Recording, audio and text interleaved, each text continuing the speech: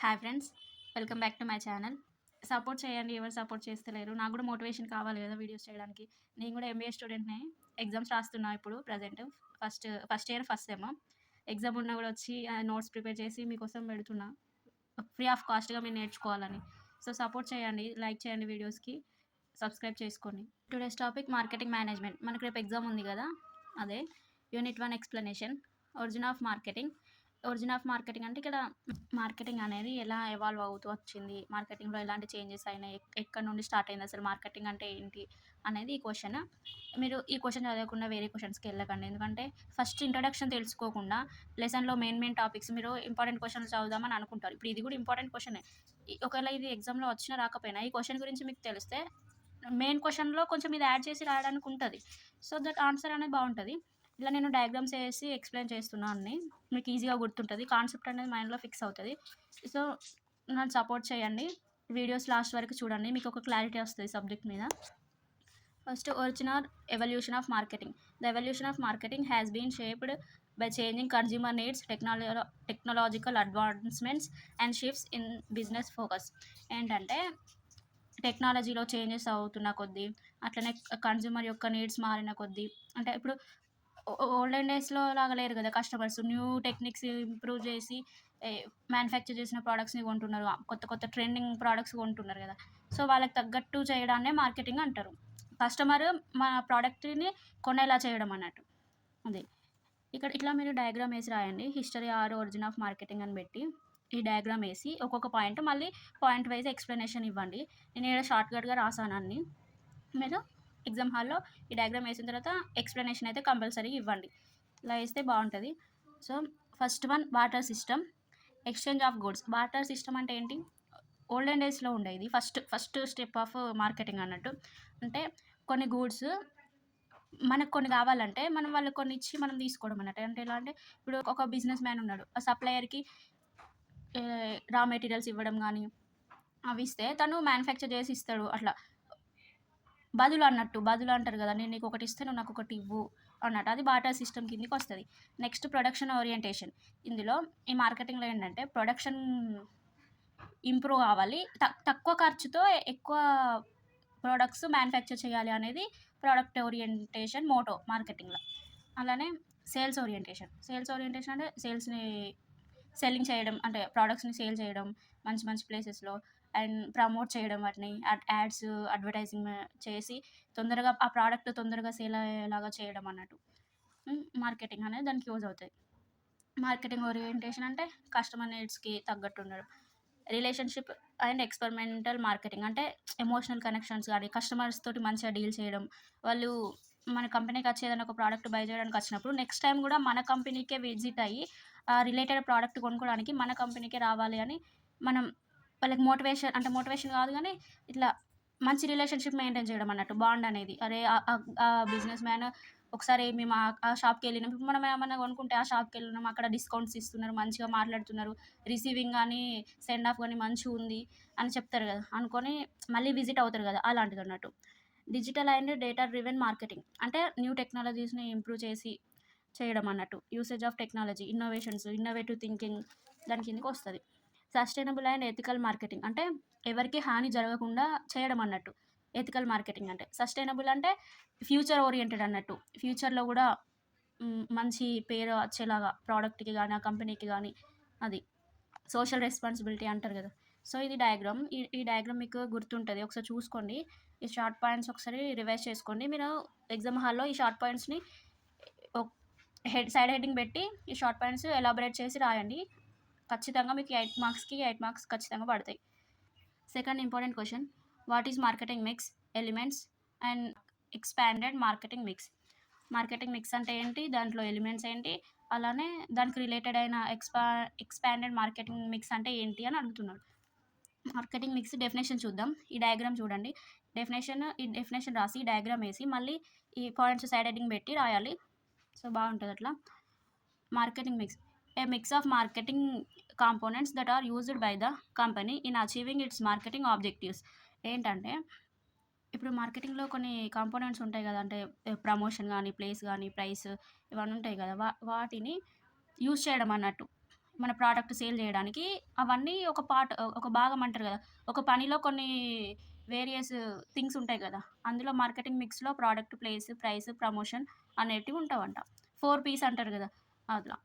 They are marketing tools because they are used as weapons for attaining success in marketing activities. మార్కెటింగ్ యాక్టివిటీస్‌కి సంబంధించిన వాటన్నిటిలో ఈ 4 piece అంటే మార్కెటింగ్ మిక్స్ అనేది చాలా కీ రోల్ ప్లే చేస్తదంట. అవి లేకుండా మనం మార్కెటింగ్ చేయలేమన్నట్టు. సో, అది డెఫినేషన్ రాసాక ఎలిమెంట్స్ రాయండి. Elements of marketing mix and also known as 4 Ps. ఇలా మధ్యలో ఎలిమెంట్స్ ఆఫ్ మార్కెటింగ్ మిక్స్ అని పెట్టండి. ఈ డయాగ్రామ్ ఇలానే కాకుండా మీ ఓన్‌గా మీకు ఇంకేదైతే బావుంటది అని మీకు అనిపిస్తే అదెయ్యండి. నేనైతే ఇదేశాను. Product, price, place, promotion. First product చూద్దాం. ప్రోడక్ట్ అంటే మీరు ఏం తయారు చేయాలనుకుంటున్నారు? ఏం అమ్మాలనుకుంటున్నారు? మార్కెట్‌లో ఏ ప్రోడక్ట్‌కి డిమాండ్ ఉంది? ఇప్పుడు డిమాండ్‌లో ఉన్న ప్రొడక్ట్సే ఎవరైనా మ్యానుఫ్యాక్చర్ చేస్తారు గదా! అనవసరమైన ఇప్పుడు కొన్ని ప్రొడక్ట్స్ వెనుకబడిపోయినాయి. అవి ఇప్పుడు చేస్తలేరు గదా! ఇప్పుడు నోకియా ఫోన్ గాని అలాంటివి కొన్ని ఇప్పుడు మ్యానుఫ్యాక్చరింగ్ అనేది స్టాప్ చేశారు. ఎందుకు? కొత్త ఎవల్యూషన్స్, కొత్త ఇన్నోవేషన్స్ వస్తున్నాయి గాబట్టి కొత్త ప్రొడక్ట్స్ కొంటున్నారు. ఇప్పుడు ఐఫోన్‌లో చేంజెస్ వస్తున్నాయి గదా! ఐఫోన్ ప్రో మాక్స్ అట్లా ఇట్లా అని కొన్ని వస్తున్నాయిగా. సో, అది ప్రోడక్ట్. మార్కెట్‌లో డిమాండ్ దేనికైతే ఉంటదో దాన్ని మనం మ్యానుఫ్యాక్చర్ చేస్తే మన కంపెనీ అనేది గ్రోత్‌లో ఉంటది. Suppose smart phone with futures, good camera and battery life. ఇది ఎగ్జాంపుల్. ఒకటి రాయండి ఫోన్ గురించి.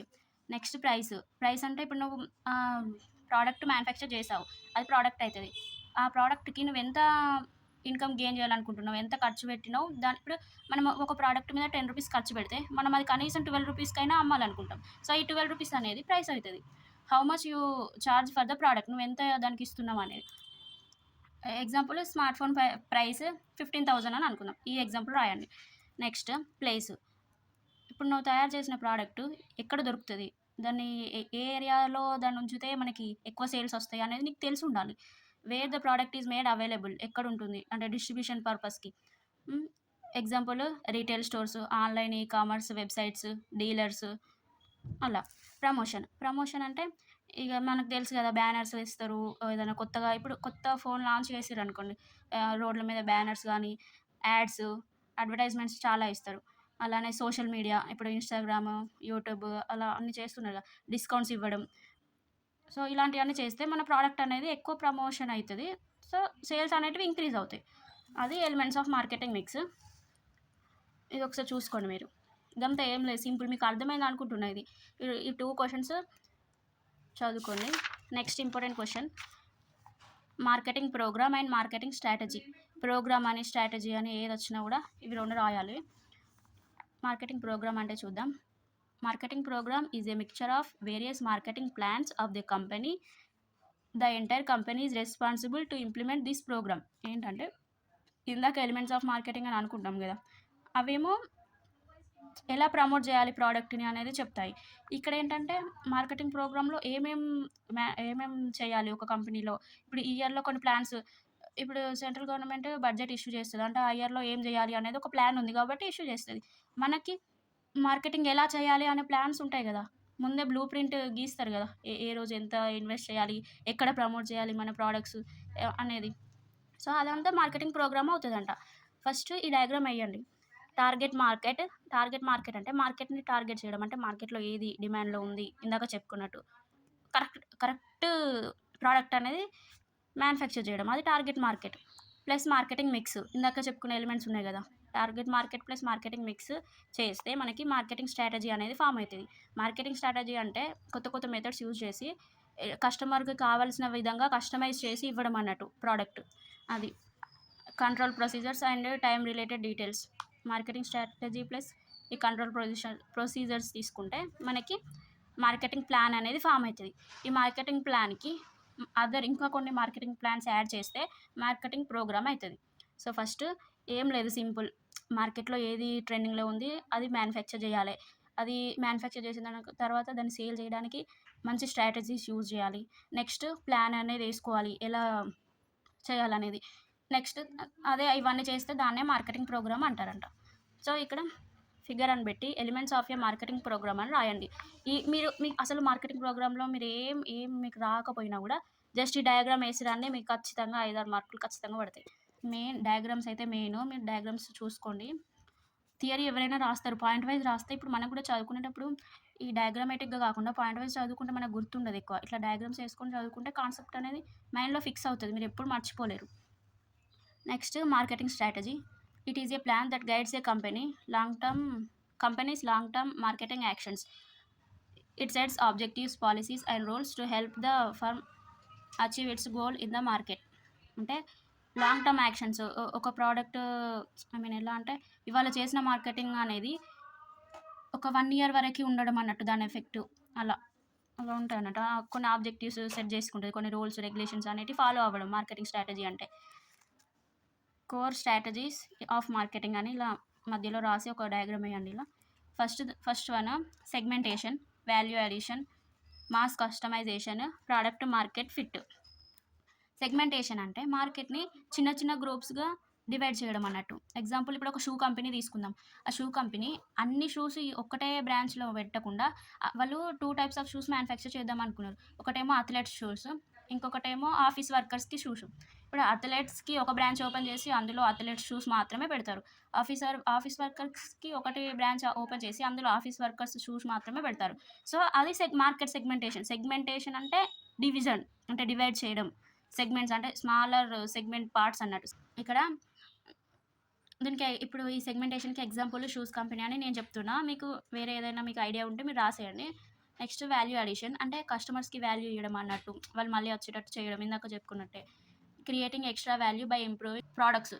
అంటే ఇప్పుడు ఒక కాఫీ షాప్‌లో కాఫీ ఆఫర్ చేయడమే కాకుండా వైఫై కూడా పెడితే ఎక్కువ మంది కస్టమర్స్ అట్రాక్ట్ అయితారు. అలా ఓహ్, కాఫీ పౌడర్ అందరికంటే మంచిది యూజ్ చేసి క్వాలిటీ మెయింటైన్ చేస్తే కస్టమర్స్ అట్రాక్ట్ అవుతారు కదా! సో, అలా అన్నట్టు.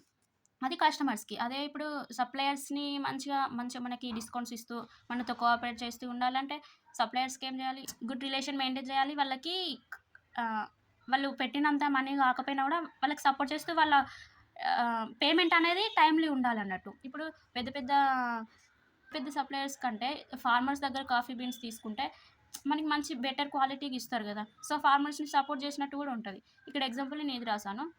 మాస్ కస్టమైజేషన్ అంటే manufacturing according to customers interest. ఇప్పుడు నాకొకటి కావాలి అంటే నాకు తగ్గినట్టు చేసిస్తారు కదా! కొన్ని కంపెనీస్ అలా మ్యానుఫ్యాక్చర్ చేస్తాయి కదా! సో, అది. ప్రోడక్ట్ మార్కెట్ ఫిట్ అంటే matching products to the market trends. Same ఇందాక చెప్పినట్టే. అంటే మార్కెట్‌లో ఏదైతే ట్రెండింగ్‌లో ఉందో దాన్నే మనం మ్యానుఫ్యాక్చర్ చేయాలి అన్నట్టు. ఇది marketing strategy. Micro environment and macro environment. Micro ఇప్పుడు సింపుల్‌గా చెప్పేస్తా. మైక్రో అంటేనేమో near field forces you can manage. అంటే అది మనం కంట్రోల్ చేయగలుగుతాం. మన చేతి వరకు ఉంటదన్నట్టు. అదేంటంటే ఆహ్, మనతోటి we are capable to manage those things. అది డెఫినిషన్. అందులో మైక్రో ఎన్విరాన్మెంట్‌లో customers, suppliers, competitors, marketing intermediates ఉంటారు. కస్టమర్స్ ఏంటంటే వాళ్ళ నీడ్స్, ప్రిఫరెన్సెస్ మనం దృష్టిలో పెట్టుకొని మ్యానుఫ్యాక్చర్ చేస్తే మనకి సేల్ అనేది ఎక్కువవుతది. ఎగ్జాంపుల్ మొబైల్ కెమెరా అంటే మొబైల్ ఫ్యూచర్స్ అన్నట్టు. సప్లయర్స్ ఏంటిది ఇప్పుడు ఏంటంటే ఇప్పుడు సప్లయర్స్ మంచి ప్రొడక్ట్స్ డెలివర్ చేశారనుకోండి. ప్రొడక్షన్ అనేది మంచిగా అయితది. So, their performance effects production అని అంటున్నాడు. Example car manufacturing. దాంట్లో ఎలా అంటే ఇప్పుడు స్టీల్ సప్లయర్‌కి మనం కోఆపరేట్ చేసినామనుకోండి, క్వాలిటీ పార్ట్స్ అనేటివి ఇస్తాడు గదా! సో, సప్లయర్ మంచోళ్ళైతే మన ప్రొడక్ట్స్ కూడా మంచిగుంటాయి. అలా. కాంపిటీటర్స్ ఇప్పుడు ఒక షాప్ ముందు ఇంకొక షాప్ బెడితే ఇంకో షాప్ బెడితే మనం ఆ షాప్‌లో కంటే మన షాప్‌లో సేల్స్ ఎక్కువ రావాలంటే మనకు కొన్ని స్ట్రాటజీస్ యూజ్ చేయాలి గదా! కాంపిటీషన్‌కి తగ్గట్టు మనం గూడా ఉండాలిగా. సో, అలా డిస్కౌంట్స్ ఇవ్వడం అన్నట్టు. మార్కెటింగ్ ఇంటర్మీడియరీస్ అంటే డిస్ట్రిబ్యూటర్స్ ఆర్ ఏజెన్సీస్. వాళ్ళ ద్వారా కస్టమర్స్‌ని రీచ్ అవ్వడం అన్నట్టు. అంటే క్యాంపెయినింగ్ చేయడం, యాడ్స్ ఇవ్వడం, ప్రమోషన్స్ అలా. మ్యాక్రో ఎన్విరాన్మెంట్ అంటే far field forces you must adapt to. అంటే ఇక్కడేమో నువ్వు నీకు నచ్చకపోతే వాటిని అడాప్ట్ చేసుకోనవసరం లేదు. నువ్వు మేనేజ్ చేయగలుగుతావు. కానీ మ్యాక్రో ఎన్విరాన్మెంట్‌లో నువ్వు ఖచ్చితంగా చేంజెస్‌కి తగ్గట్టు మారాలి. చేంజెస్ ఎలా ఉంటే నువ్వు గూడా దానికి తగ్గట్టు ఉండాలి. అలా అయితేనే మార్కెట్‌లో నీ కంపెనీ అనేది గ్రో అవుతది. లేకపోతే లేదు. డెమోగ్రాఫిక్ ఫ్యాక్టర్స్ అంటే ఇన్‌కమ్ ఇంక్రీజ్ అయితే వాళ్ళు గూడా కొన్ని ఎక్స్‌పెన్సివ్ థింగ్స్ బై జేయడానికి ఇంట్రెస్ట్ చూపిస్తారు గదా! So, income increases demand will also increases అలా.